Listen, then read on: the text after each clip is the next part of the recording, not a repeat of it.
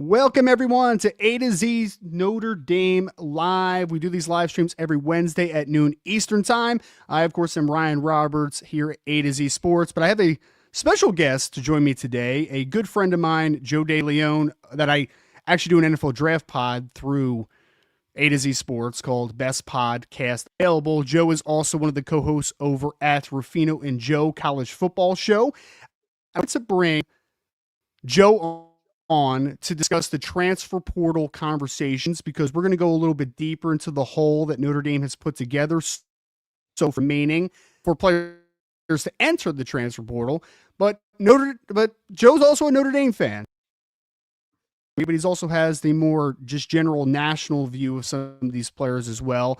So we're not going to sugarcoat it, right? And Joe's going to give his honest assessment on some of these players. If you love the pickups, if you didn't love the pickups, you're also going to get my opinion on these players and also give you a little bit of backstory about how Notre Dame got some of these players. And guys, might not be over for transfer portal haul for Notre Dame. So we'll talk about all of this today. Make sure whether you're live with us on YouTube, on Twitter, or on Facebook, hit that like button. Make sure you subscribed here on the YouTube channel. As always, Joseph, welcome to the show. I feel like you've been on here once before, maybe a while ago.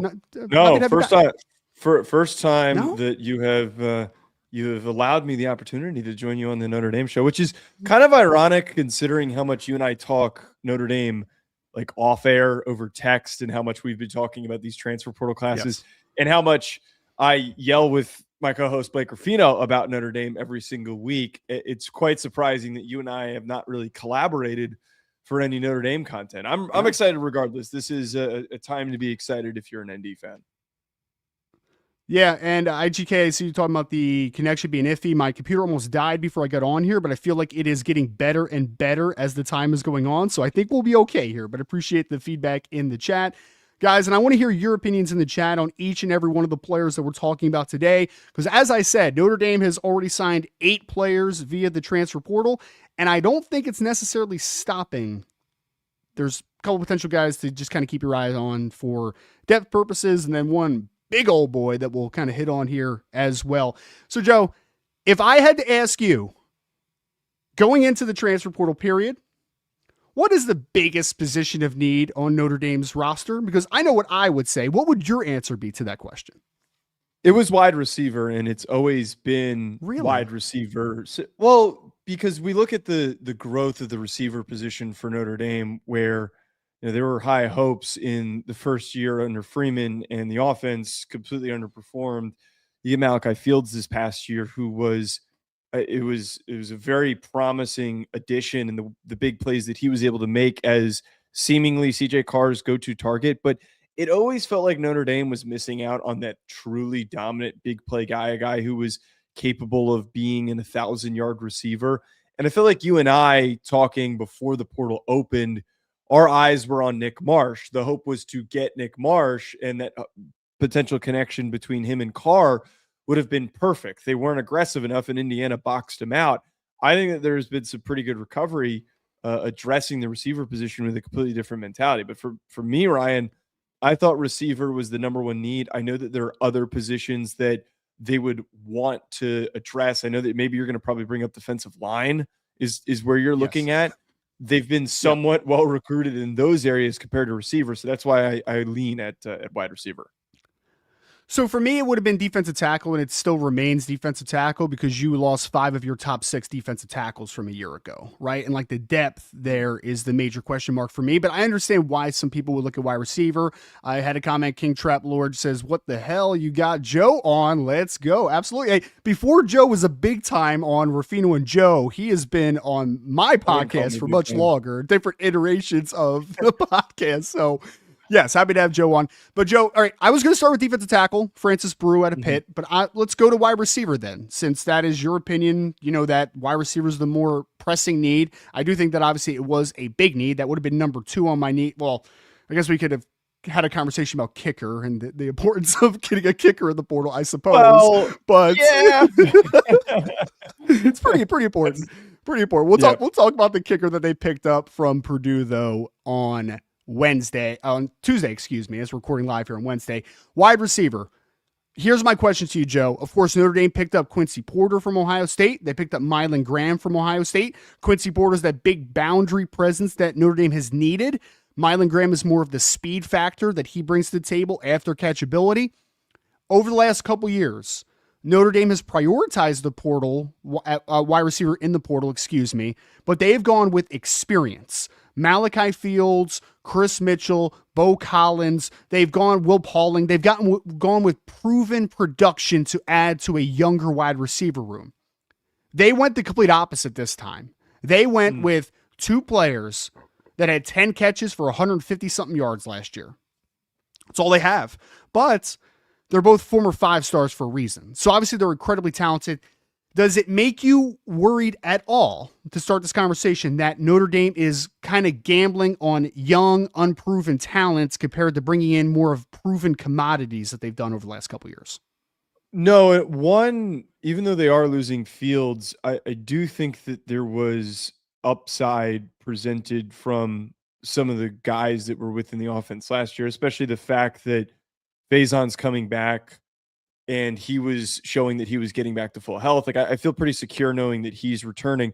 But my biggest part with this is that the two guys that they're bringing in, it's not a circumstance that they were clearly busts that didn't play well, that weren't working out at Ohio State. I don't see this as guys that were like Julian Fleming-esque players. They were buried and they were young on a really good Ohio State receiver room. The guy who recruited them left, and they didn't feel like they wanted to stick around, it seems like. There probably was also zero desire to go down and play at USF. I'm sure that Heartline probably tried to get them to come there. But to land in this situation where you can convince two guys that have 5-star talent that have the potential to go on to become high-level players and could have been high-level players for Ohio State, they were important depth pieces for this upcoming season that could have worked into competition to bigger roles. Like, who the heck is Ohio State's second receiver? Are we trusting Brandon Inniss? But to this point, I think that a lot of Ohio State fans are probably disappointed with the fact that they're losing both these guys. Most importantly, Porter's the one that is the most intriguing. Graham is a really, really good player. I see he's been around for a couple of years, but the fact that Porter, being as highly coveted as he was when he was coming out, and you're getting him after a year of development at Ohio State and he gets to jump right in. We see this all the time. Guys that are redshirt freshmen after a year of development behind some talented groups get the opportunity to prove themselves. It's exciting stuff. And I think that the overall sentiment that comes from this is that I think that CJ Carr is the type of quarterback, to me, that even if this group takes a little bit of time to get going, I'm willing to be patient with it, because I think that he is impactful enough of a passer that he can set them up to grow and to develop and to succeed. It wasn't perfect for the first couple of games at Notre Dame with the new group, but they fell into a rhythm. This isn't a Drew Pine, and I love Riley Leonard, but Riley Leonard was a runner before he was a passer. He was not as anticipatory and as impactful as a passer. So to have somebody who's a little bit more natural at quarterback, I think is going to help the entire thing play at a high level.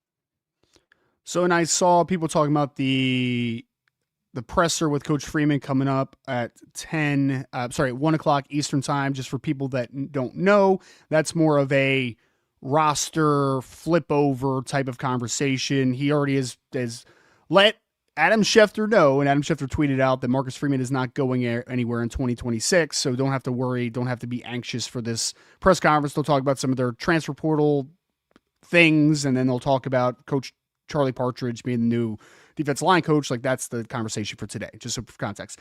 I agree with you though, Joe. I think the fact that you have Jordan Faison coming back is big for Notre Dame in terms of taking a chance on the youth movement type of conversation. And if Jaden Greathouse can get back healthy and a part of this offense correctly, I think that you have a good baseline of veterans versus the youth movement. And Quincy Porter was a guy that Notre Dame wanted desperately coming out of Bergen Catholic here in New Jersey, and he decided to obviously not go to Notre Dame, went for the upside of developing into an NFL receiver, which is hard to argue against with what Brian Hartline accomplished at Ohio State. But now Notre Dame gets a second chance at it.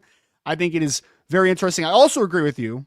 Probably the last thing I'll agree with you on this podcast is that I think Porter was the more important one, all due respect to Graham. That size Notre Dame just doesn't have that guy in the room right now, like that impact boundary receiver that can win with length and win one-on-one. I think that is a huge opportunity for Notre Dame. I'm going to go to my big need here, and then I'll talk about one player, a little bit of the backstory stuff, and then I'll talk about a other player that is coming on campus here soon. Let's talk Francis Brew from Pittsburgh, which, backstory real quick, Ohio State a few days ago was viewed as Notre Dame's biggest contender, and some people even thought that Ohio State was trending for him. When Ohio State got involved with James Smith from Alabama, and they ultimately landed James Smith and Quay Rousseau, that kind of changed things a little bit. That was a little bit more of the body type they wanted in James Smith. That freed up opportunity for Notre Dame to pounce on Brew, and obviously he has a relationship with Coach Charlie Partridge, and that played a big role in this as well. But I will say this, Joe. I warned people in this channel, and I told people before this transfer portal period kicked off, that Notre Dame's going to throw some money around. And some things in the first week got me a little bit skeptical if they were going to fulfill that promise. But if you think that Notre Dame got Francis Brew on a discount, you're solely mistaken. That young man, you had to open up your checkbook to be able to make sure that he came to South Bend. Getting the defensive tackle, I think, is big. I guess my question for you is, from the research you've done and maybe some of the film that you've seen, and maybe you've talked about him a little bit on Rafino and Joe, how impactful do you think the Brew pickup is for Notre Dame in 2026? Well, I like how this ties to Partridge coming in as well, because it kind of signals a new era along the defensive line. I feel like defensive line has always been, at times it's been a serious strength, and in other eras, especially under Freeman, it's been a reliable position group. But I feel like when you get an athlete like Brew, is it Brew or Brew? Like, how do you pronounce that, by the way? This is the I thought it was Brew at first, but so it's stupid, because if you look it up pronunciation online, it says Brew, but it's actually just Brew. So okay, how did you find that out? I heard, I listened to a couple interviews, and I think someone actually corrected me on a video as well, and I went back and looked. So, got it. Yeah, got it. Okay, that's good to know. To get back to the point here, I think it signals returning to those days of, when we would see Stephon Tuitt and we would see Sheldon Day and all those big bodies that were in the interior that were not only big, but were also really good athletes. I think that has been one of your, as you're talking about here, one of Notre Dame's, not missteps, but just like receiver, you haven't been as dominant, I think, as you could be along the lines of scrimmage. I think that to me is where they can hit their stride and really enter a new era. When they were struggling defensively at the beginning of the year, I felt like part of it that wasn't talked about a ton was that the interior group just wasn't as physical as it could have been. And I think now you've got just a lot more higher potential. I'd be very curious to see what Partridge does for the interior defensive line recruiting, because that to me could be really, really intriguing if now they're going to be in the mix for some impactful 5-star, high 4-star defensive tackles, which they're usually in the mix for, but maybe they pull somebody unexpectedly that nobody thought that they could have. That's the position that needs the biggest recruiting impact, I think. And I think that could be a spot that a person like Partridge could play a big role in. Obviously, he has a great resume on the college level, and he's got the NFL background too, although only a couple of years, which I think will help. Joe, I told you before the podcast that I wanted to talk about something real quick, and I'm going to hit it because I knew a comment like this was coming. For people that are just listening, maybe not watching as of now, say, Ryan, all your previous clickbait, the sky is falling stories were total crap. Freeman knows what he's doing, and you don't. Go Irish. Well, thank you so much, because this was something I wanted to talk about very briefly. I'm going to keep it about a minute. I'm not going to rant about this, Joe. I promise, because we have a little bit of time limit on the show today. Yes. Notre Dame had clear evidence that they had missteps at the beginning of this transfer portal process. Not having players on campus the first weekend, not having portal pickups already made before the portal season started, having several misses at the beginning of this transfer portal process. It is very okay to say, hey, Notre Dame did not have a great process to start the transfer portal, and then also say, they recalibrated and they changed their idea and they changed their ideology and they flipped the script. First week, horrible. Second week, foundational, incredible. And it's okay to be excited this week and also say, hey, the starting process, which I blame more the general manager than I do on Marcus Freeman, was flawed. So anybody that's going to come in here and tell me they had a plan all along, no, that plan that they had originally changed. That's the difference. And it's okay to say that happens because everyone has made mistakes and had to change things up. I mean, anybody that's been a father out there or a mother out there knows things don't go as you initially plan all along, and sometimes you have to change your course. They changed their course and they figured it out. Let's stop doing those things. I think that the biggest example of this, and anyone's kidding themselves, that Notre Dame had the leg up in the Nick Marsh recruitment. Like, let's not lie to ourselves. Let's not pretend that didn't Joe, they didn't even get him on campus. They didn't even get him on campus because they didn't host anybody the first weekend. That's the misstep conversation. Yes. This is my point, and I think that it's the best example that feeds into what you're talking about. Nick Marsh was supposed to be a guy that you were supposed to have a direct line to because CJ Carr, the family connection to Marsh, that was supposed to be an easy recruitment. And you were supposed to have the same relative financial resources to be able to go and get a guy like Marsh as Indiana. Indiana was aggressive and said that we're going to get these kids on campus now, and we're going to do it during our playoff run, and we're going to lock them down. We're not going to let them leave the building. And they made the final offer in person, Joe. They made the final offer in person, said take it or leave it. That's why getting players on campus is important, and why, again, I say there was missteps to start this thing. And that's okay, because what happens? In Marcus Freeman we trust. I trust Marcus Freeman after a bad start to figure it out. That's what I trust Marcus Freeman to do, and that's exactly what happens. You can still be a Notre Dame fan. I'm sorry. Well, I'm just saying that in Freeman, too, has always been, and this is one of the reasons why I think Freeman is turning into one of the best coaches in the sports, is that he has been great at adjusting and pivoting. He did that this year when the defense wasn't performing well. They adjusted. Defense started playing better. The identity was different. Last year when they lost to Northern Illinois, they adjusted the offensive approach, and it led to them reaching a national championship.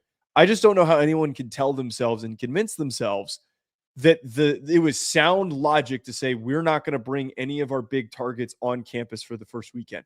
You're Notre Dame. You should believe that the branding is going to sell itself, that if those kids show up the first weekend, they fall in love, they want to be there, they're bought into being a part of what Carr is going to build for the future and what Freeman's building for the long-term future. So it's just, I would love for somebody who thinks that this was the plan all along to explain what the hell that plan is, because it just doesn't make any sense. Like what is the logical explanation for that? Yeah, we're just going to wait and sit on our hands and then hope that guys end up coming to us. That just is illogical. You also had a bunch of players that were publicly announced that they're coming to campus and then ended up canceling trips. And you're telling me that this was the plan all along. No, it wasn't the plan. Notre Dame adjusted. And hats off to them. I give them all the... Literally my last stream last week, Joe, I said, Notre Dame has had a lot of missteps, but I think that they can figure it out and they'll be good in the end. And what has happened? Exactly what I said was going to happen. They figured it out. I never once said this was over with, right? Like this sucks. Like they had to figure it out. They had to adjust. Freeman and his crew adjusted. That's great. Fantastic. Now let's be excited. And speaking of excitement, I don't know if you saw this news, Joe. I actually was... I think I was the first one to report it. If not, maybe there was somebody else. I don't know. I don't really look at other people's stuff. Keon Gray, defensive tackle out of Oregon, is visiting Notre Dame, expected to visit Notre Dame, I should say, on Thursday. Redshirt freshman, so have 3 years of eligibility, 6'6", 336 pounds. When is the last time Notre Dame has had a 6'6", 336 pounder? Has that ever happened? I don't think it's happened in my lifetime. I don't, like, they've had 330 pounders, but they weren't 6'6", 330. Like, that's a big, long, dense dude, man. They need to try to close on this player. And he's coming on Thursday, right before the portal closes for players to take visits, which is a really good sign.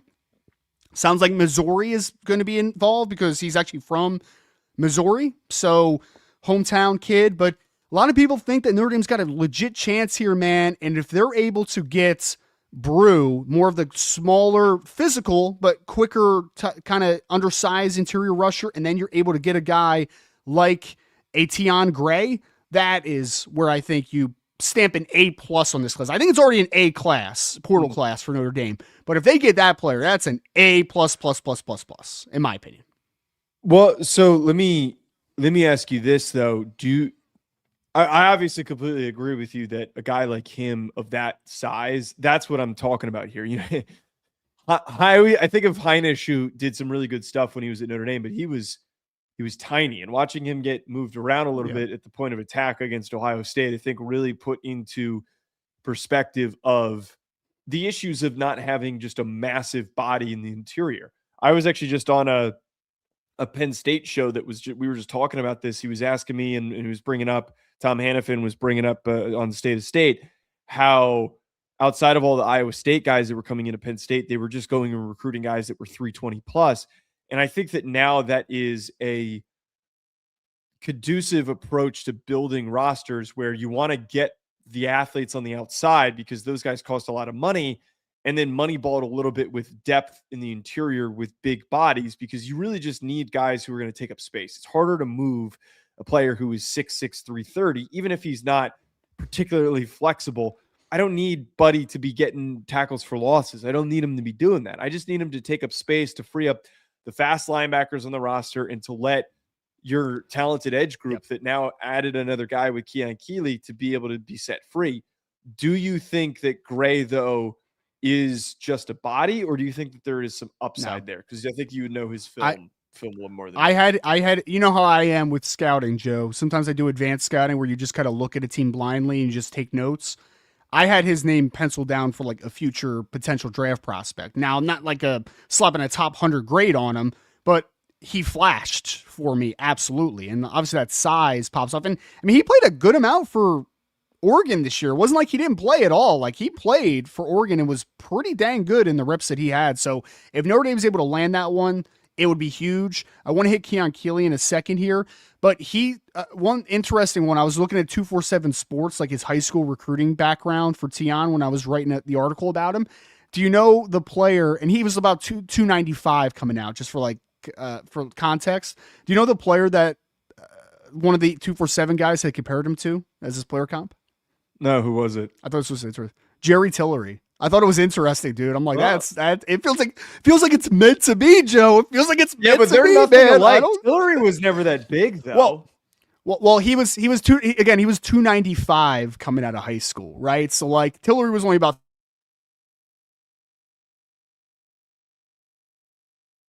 335, 40 pounds since he was a high school recruit. You know what I mean? So like he's gotten bigger, he's gotten a little bit bigger. Keon Keely. Let's hit there. What a redemption arc this could be, man. What a full circle moment this could be. Once committed to Notre Dame in the 2023 class for over a year, after 3 years with Alabama, Keon Keely is coming home. And very interesting player because he was kind of a pure edge coming out of high school, out of Berkeley Prep down in Tampa. He's now 280 pounds, Joe. So I'm interested to see if Notre Dame maintains that weight or they maybe cut a little bit of weight to play a little bit more on the edge. But funny enough, I think you were writing some articles for Irish Breakdown when Keon Keely committed, right? And didn't you talk to him at one point? I wrote the article. I think I wrote it when he committed. I interviewed him when he committed. I was able to get in contact with him, and I was very young. I was like immediately out of college at the time. It was one of my first opportunities to get to do something like that. And it really resonated with me. I was really disappointed that he didn't end up staying with Notre Dame for this reason. It really resonated with me, the way that he talked about Marcus Freeman. And I used that conversation that I had with him as vindication for why I felt that Marcus Freeman was the right decision to hire as the Notre Dame's head coach after Brian Kelly left. Mm-hmm. I kept referencing the fact that you listen to recruits and you hear what they say. They all talk about how Freeman is a player-first guy who is great at developing relationships and is selling this vision for what Notre Dame provides in the NIL era, that it's not just, hey, here's a payment and you get on the field. It's, you get paid and you also learn how to market yourself. You learn how to build a future for the long term for becoming a successful business owner, whatever it might be, because it's such a great academic institution. That was what a lot of the stuff that Keon was saying to me. So to now getting him to come back is awesome. I'd love to see what his role is going to be and how much he's going to play. I know that the edge group is quite talented at Notre Dame. So is this going to be a rotation? One thing that's been kind of odd, and then this is no knock on Keon, I've noticed that when I've watched him play, he does seem bulkier than I thought that he was going to be. I just they bulked him up. They bulked him up to play reduced a lot. You know what I mean? Like he's over 280 pounds right now. That's why I'm curious. I didn't feel like that was a good. I thought that he was much better when he was leaner and he was quicker and he was bendier. It's kind of like the issue with Nick Scourton that we talked about from the draft perspective when he went to Texas A&M and he got all big and thick and he wasn't moving as much. I would love for him to lean down and to maybe be more of a stand-up guy or however they want to deploy him instead of keeping him big. He should be a 260-pound pass rusher. I agree. I'm curious if they get him down to like 265, give or take 5 pounds, to just kind of add a little bit more of that juice, because he still has explosiveness, but he's not going to be naturally as like fluid, moving, changing direction, like that type of stuff at 280 plus pounds. So I imagine they're just going to cut some weight and they're going to say, hey, we got Boubacar, we got Bryce Young, and we got Keon Keely now. You know, like that's a hell of a top 3 rotation potentially at defensive end. So that's what I'm interested in. 2 things I wanted to hit on real quick, and then Joe, you were welcome to hop out whenever you have to hop out. Cornerback, real quick. DJ McKinney from Colorado. I'll have a couple tidbits at the end here when Joe hops off. I know you were a big fan of DJ McKinney potentially for the 2026 NFL draft, though, and I know you're pretty excited to get him to pair with Leonard Moore, Christian Gray, and that's secondary for Notre Dame. This was so unexpected, and quite frankly, I think that he is completely underrated by the On3 industry ranking. He was the 1,000th rated player. I think that McKinney is a really, really good prospect, man. I was really intrigued by his tape. He was a guy who in the preseason I was talking about, if he took a little bit of a leap, could be a player that is a top 50 draft pick in the 2026 draft. I think that he's very physical. I think he's very disruptive in press. I think that he's a guy that at the catch point can win. Having him and Leonard Moore on the outside and then allowing for Christian Gray to play in a more comfortable position in the slot, I think it's turning this into one of the best secondaries that I can remember at Notre Dame. They have not had a corner group like this. Fans are going to know more about DJ McKinney as the season goes on. And I really, really think that McKinney is going to be one of the guys that we might be talking about at the top of the class at the end of the season. We might be talking about like, man, that was the biggest pickup that they had. There is first round potential in there for him. It just so happened that he was a part of a really, really sloppy Colorado team this past year. So I know, and you kind of just mentioned it there, so I just wanted to give some context to it. Christian Gray has played almost exclusively field corner for Notre Dame, their outside corner position. I don't expect DJ McKinney to play on the inside as a slot. I don't think his body type is right. I don't think his play style is right. I expect at least some experimentation of Christian Gray potentially playing in the slot, because I think Notre Dame wants to get their best 5 secondary players on the field at all times if they can.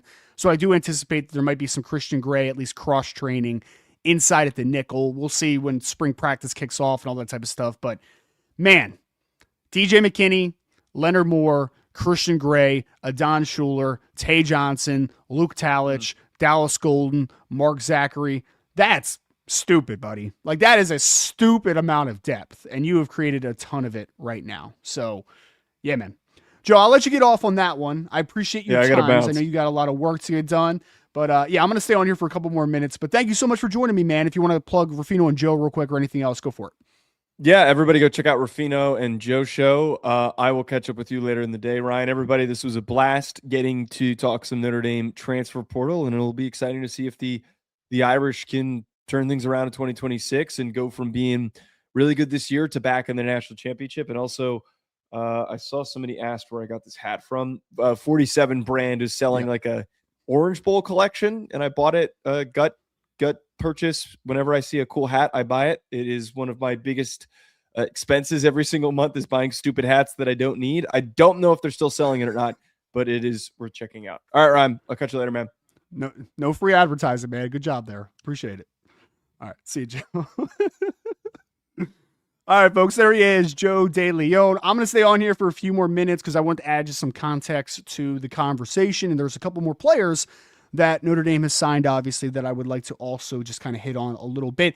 As I mentioned with that conversation, just want to make it like fully transparent. I do believe that Christian Gray is going to get a look potentially inside at the nickel. Don't have that verified if that move is 100% going to happen or not, but I expect it at least to be seen, right? To experiment with it a little bit. And I honestly think that that might be better for Christian Gray, man, because Christian Gray is pretty physical in the run game. I think he could do the fit stuff as a nickel potentially. And I don't know if it's the injuries from this past year because Christian Gray dealt with a lot of them, but the transitional quickness, just kind of the explosiveness out of his pedal, it didn't look as good as it has in the past last season for Christian Gray. So I'm curious to see just kind of him healthy, what he looks like. But I do think that at nickel, you have a little bit more added protection as far as guys back you, linebackers to the side of you, corners to the side of you. You have a little bit more quote unquote help, which I think will help Christian Gray's game because Christian Gray's best when he's able to play a little bit free, able to gamble a little bit, jump crossing routes, jumping short stuff, just I think that that would be very advantageous to his game. And I just don't think, because there's a possibility that it ends up just being a DJ McKinney, Christian Gray rotation as a field corner. But I think that Christian Gray in the right situation could be a really helpful player in the nickel and a big time player. And then you created depth because you don't really have anybody outside of Dallas Golden on the roster right now that you know for sure can play nickel, because a couple of the nickels that you have had in the past left for the transfer portal this offseason. Initially, I think that the priority for Notre Dame was to go out and get a true nickel, right? They went for, they were trying to get the Jontez Williams kid out of Iowa State who ended up with USC. Like that would have been a more natural fit into the nickel. I think once he was off the board, Notre Dame had to kind of think, let's think a little differently here. If we get another big time outside corner like a DJ McKinney, at least from a talent perspective, is a Christian Gray a guy that could potentially move around a little bit and you can maybe have a little bit of more of a diverse skill set? Because also if that's what they end up doing, it also opens up opportunities for Leonard Moore to shadow more like we saw him in the USC game, because we know Mekhi Lemon was more of a slot receiver. And what did they do? Their adjustment was, hey, Leonard Moore's going to play in the slot in this game, and he's going to shut down Mekhi Lemon, one of the best wide receivers in college football. So he was working a ton in the slot in that game. If you come into 2026 with a game where the best wide receiver on the other side is a slot receiver that you just don't have a crazy answer for, you could ideally throw Christian Gray into the boundary, or you could throw him to the field and then put DJ McKinney into the boundary, and you could say Leonard Moore's our one-on-one matchup guy. So that's a little bit of a matchup negator to a degree. So that would be interesting to see if that is a route that they go, because I do think that you present a lot of flexibility without substituting, right? Like I don't have to get a new body type onto the field and to rotate someone out. I could say, hey, that's a guy right there, 3 corners on the field. I can mix and match them in different spots. Having options is never a bad thing. I see people mention like Corey Adams. I think Corey Adams will have a chance to play in 2026, but I think right now, who is your second boundary corner if DJ McKinney is playing field?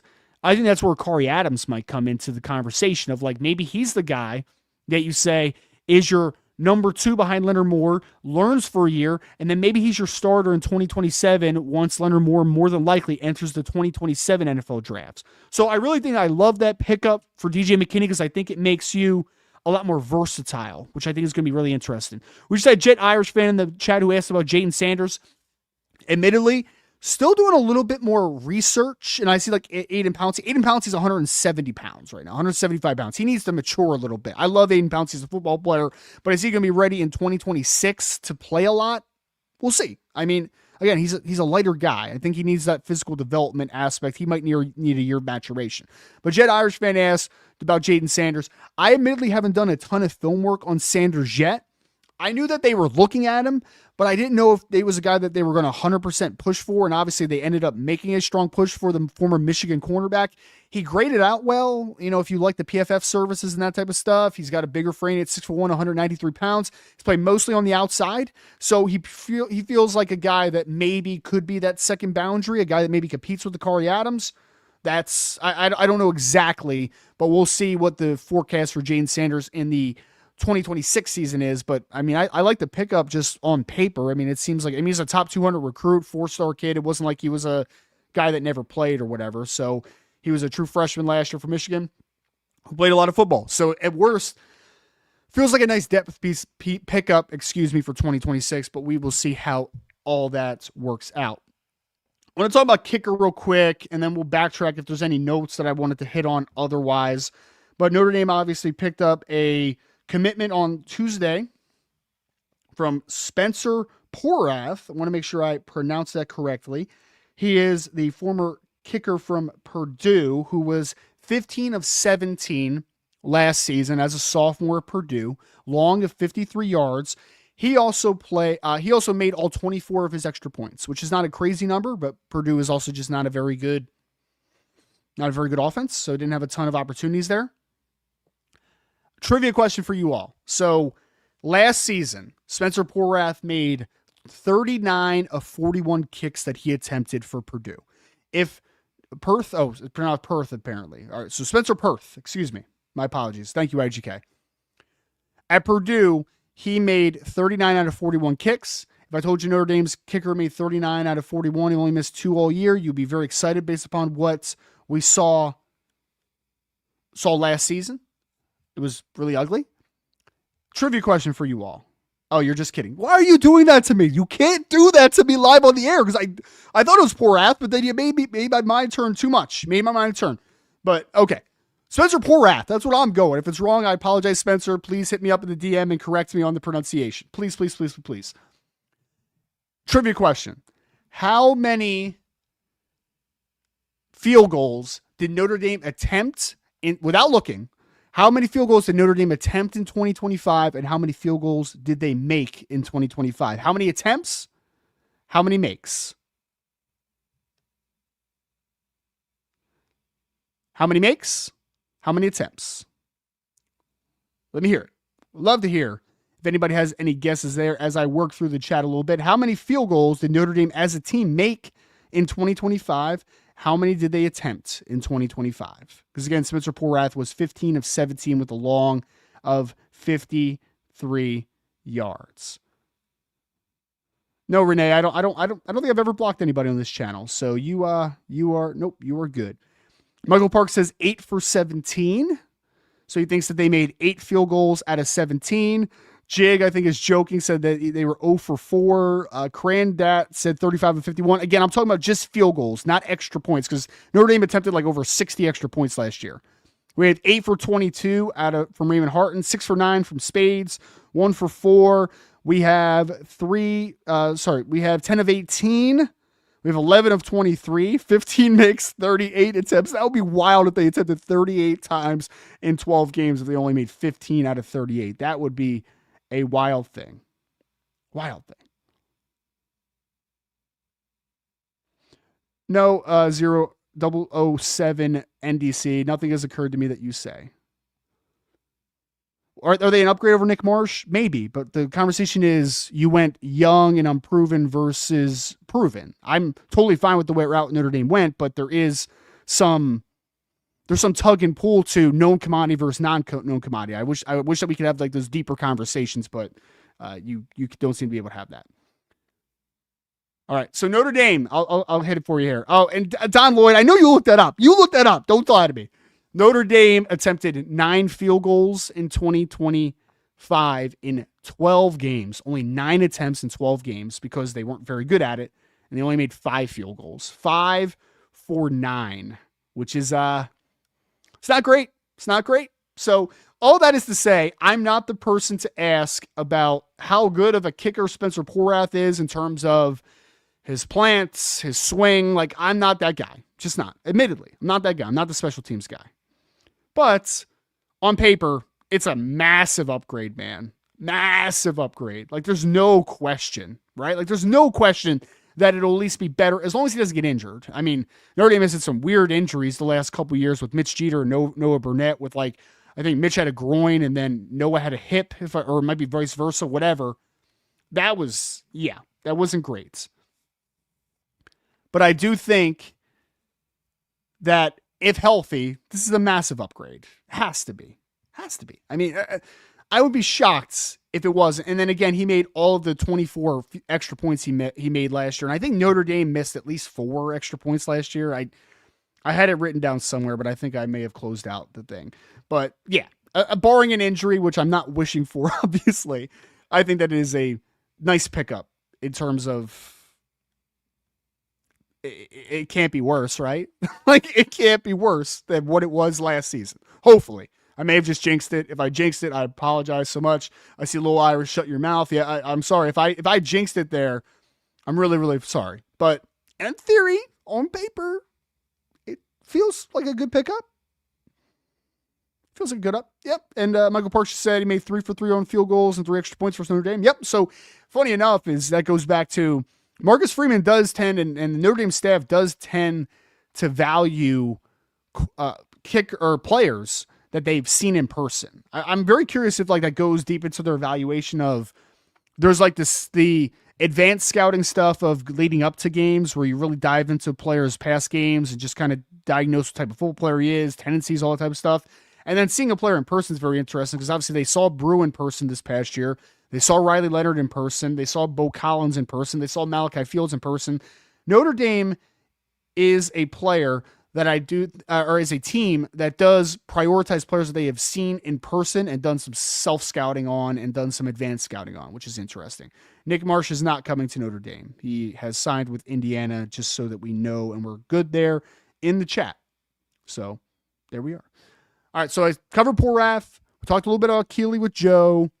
Talked a little bit about Brew. Talked about Keon Gray visiting on Thursday. That is hopefully the final missing piece to an upgraded defensive tackle room. I did a early depth chart for defensive line with Keely and Brew out in the class. If you get a Keon Gray, though, I mean, and not to mention, we know Armel Mukum is now back with the team, but there's also a possibility, and we'll know within the next week or so, and I reported on this recently, that we'll know about Jason Onye and if he's able to be granted that 6th year. If you're able to get Mukum with Onye back on top of bringing in Brew and then maybe bringing in Keon Gray, that interior defensive line just got a whole lot bigger and a whole lot more talented. That would be super interesting. Super interesting if you're able to finish that one out. I hope that you are, but we will see.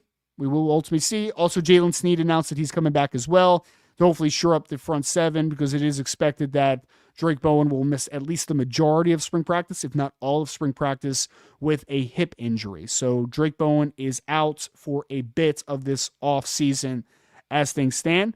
But the front 7 has a chance to be improved in 2026. The secondary has a chance to be the best in the country in 2026. Just kind of rounding back to the offensive side of football, talked about Porter, talked about Mylan Graham. You loaded up on young elite talent. And I do think that has high upside. It's also a slightly different risk because you don't have a ton of proven production. But if you have a good developer at the wide receiver coach, you have a great offensive coordinator, you have a creative offensive coordinator, you have a quarterback at CJ Carr, hopefully you're able to get the most out of them in 2026. We had Robert Bishop as it was the defense tackle, one of their starters. It was not their starter. They have Bear Alexander and they have Washington, who's a big old boy, Amari Washington. But he played a lot. Like he was not a guy that was just, a former high level player that barely played. Like he played a lot. So he has a player that has played football on the Power 4 level, a lot of football in the Big Ten Conference, and has 3 years of eligibility left on top of being 6'6", 336 pounds. So adding that type of player, I think, would be absolutely huge. Wide receivers hits.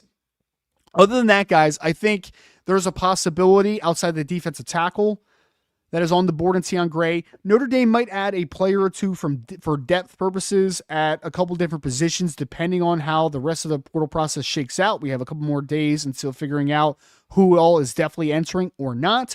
So make sure to stay tuned there. I think I hit about everything I wanted to talk about. So as I said, kind of halfway through this, we are allowed to have nuanced conversation. We're allowed to have multi-layered conversation.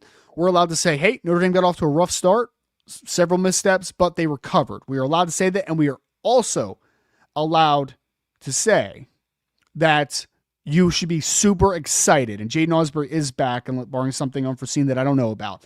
it is okay to be excited about Notre Dame football. It's okay to be excited. I promise. Just wanted to hit a couple of comments. No, the Oregon tackle won't start. He'll probably come where they need to make. I don't know about that, man. I don't know about that, Antoine. You might end up being right. It might be a difference of opinion, but if Keon Gray comes, I think he would have a very good chance to start potentially. At least, I mean, he's going to be a heavier rotation player if nothing else. But he brings something that Notre Dame just doesn't have a lot of on this roster, and that's like natural size. And he's played too. It's not like he hasn't played. So, yeah, I think that he has a chance to play a lot in 2026 if he chooses Notre Dame. Again, not a foregone conclusion. Visiting on Thursday, we'll see how that visit goes. Missouri expected to be another big player in his recruitment as he is a Missouri player originally. Oregon's had some luck in Missouri with like him and Jeremiah McClellan in recent years. Folks, make sure to hit that like and subscribe on your way out if you can. For me, every Wednesday, noon Eastern time, we will be live. There is a press conference scheduled in 10 minutes for head coach Marcus Freeman. First time he has spoke since the end of the season, obviously. So I'm sure there's going to be a lot of conversation about roster. There's going to be coaching conversations. Some of the obviously the new addition of Charlie Partridge is going to be probably a big part of the conversation. He's going to be answering a lot of questions. Don't be anxious about it. We're all good to go. But again, like, subscribe to the channel, and you all know the drill. As always, go Irish.